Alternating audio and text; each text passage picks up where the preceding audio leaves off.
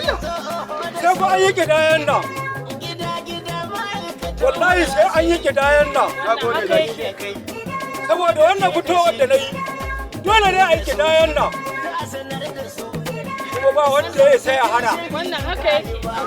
Ku fito, mu fito. Idan na san na waɗi na yadda ba batun gidaya. Ai, ba a buga mana. Idan kuma na buge, gidaya ce ta tabbata sai an yi ta. A buga mana, mu ba ma tsoro. A fito mu gani. Kwayar sauti, kwayar sauti.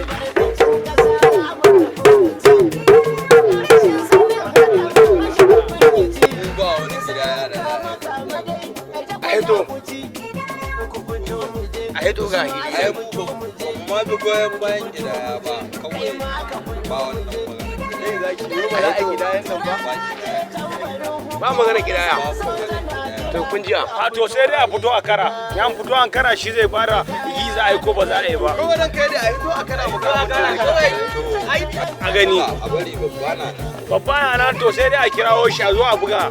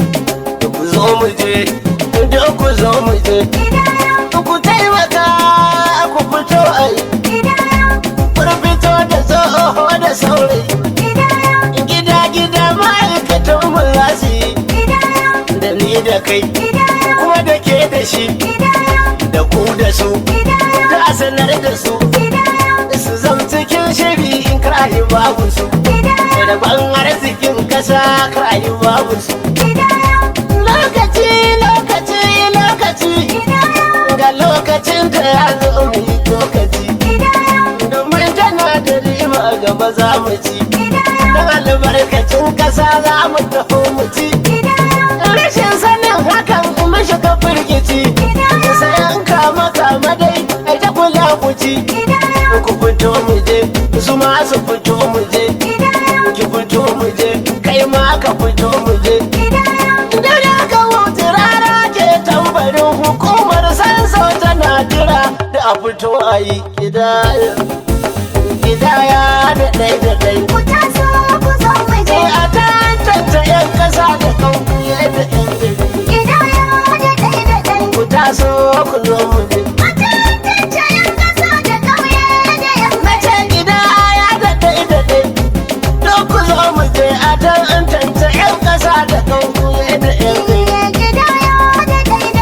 taso ku zo a tantance yan kasa da ƙauye da yan gari ina namu sai ku zo imu mutanen kasar mu sai ta nan za a san da mu ku taso ku zo mu je a san adadin mu zai fi daɗin kaso da mu